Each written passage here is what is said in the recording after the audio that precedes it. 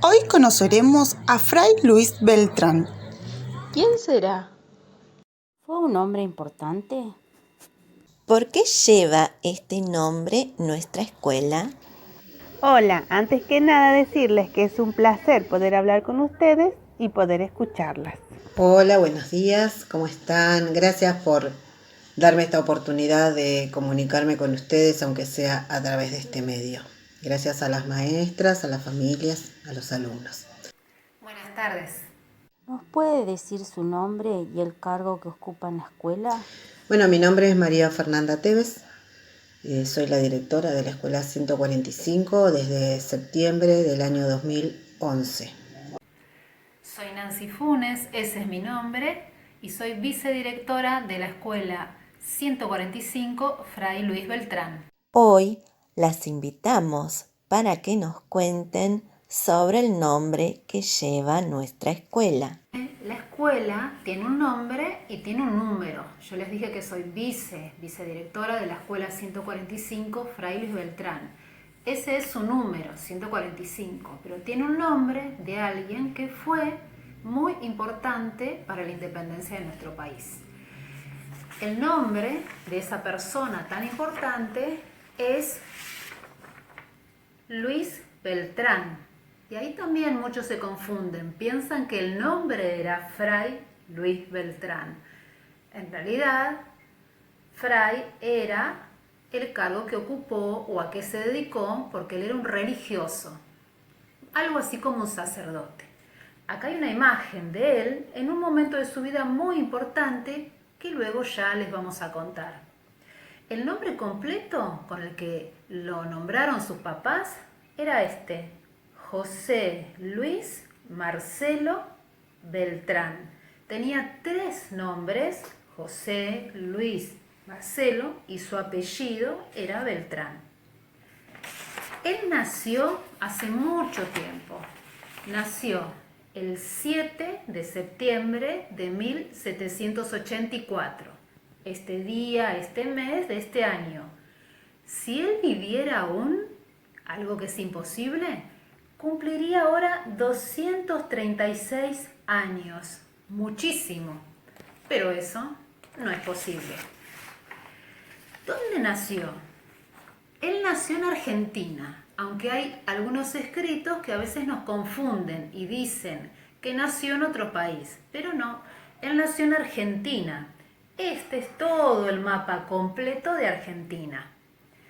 Él nació en una provincia que se llama San Juan, que acá está chiquitita, de color rosado. Ahí también hay algunas confusiones, porque algunos dicen que era mendocino, que es esta provincia que está acá en un color medio violetita, pero no. Él nació en esa provincia, en San Juan, y él mismo lo dijo. Cuando dictó su testamento, él dijo: soy sanjuanino. Y eso quedó escrito y avalado por un notario, que es como un escribano de la actualidad.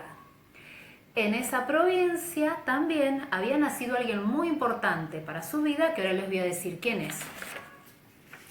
Él era hijo de un señor que se llamaba, miren, Luis, pero no es como nuestro Luis, está escrito en nuestro idioma, está escrito en francés.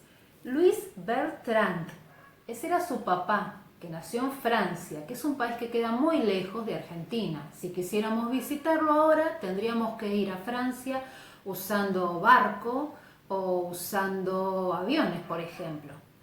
Su mamá es esa persona importante que les decía que también era sanjuanina y se llamaba Manuela Bustos. Ustedes se habrán dado cuenta de algo. Miren, el apellido del papá, Bertrand, no está escrito de la misma manera que yo les mostré, que se escribía el nombre de él. Miren, acá les muestro. Beltrán. ¿Ven que es distinto? Miren, los pongo uno al lado del otro. Bertrand y Beltrán. Les voy a contar por qué. Cuando a él lo bautizaron, que lo bautizaron a los 3 días de haber nacido, la persona que lo anotó, que en ese momento lo anotaban los sacerdotes en las iglesias, lo escribió mal al apellido, lo escribió Beltrán y así quedó registrado para siempre. Cuando tenía 16 años, era joven, él toma la decisión de entrar a un convento porque quería ser religioso. Ese convento se llamaba San Francisco, que queda en la provincia de Mendoza, que es la que yo les mostré hace un ratito, de color violetita. En ese lugar él estudió muchos años. Tenía muchas materias, es como ahora cuando vamos al secundario, y mismo los que quieran ser ahora sacerdotes también tienen que estudiar muchas materias. Él estudió teología, moral, derecho, filosofía, pero había unas materias que le gustaban mucho más y eran muy importantes: química, matemática, física y mecánica. Ya se van a enterar por qué es tan importante que estas materias le gustaban mucho y aprendía mucho sobre eso. Cuando ya era religioso, ya pasaban a decirle Fray, ya no era Luis solamente, sino Fray Luis Beltrán, lo decidieron que él tuviera que irse a vivir a Chile y a predicar lo que él había aprendido en ese país. Chile es un país que queda muy cerquita de Argentina, yo ahora se los voy a mostrar, que es un país que acá en el mapa está así bien larguito, amarillo, es este del costadito. Queda muy cerca de Mendoza, donde él había estudiado, por eso lo destinan a ese lugar. Estando en ese lugar, lo primero que él hace es estar en el coro de una iglesia como maestro, como enseñante.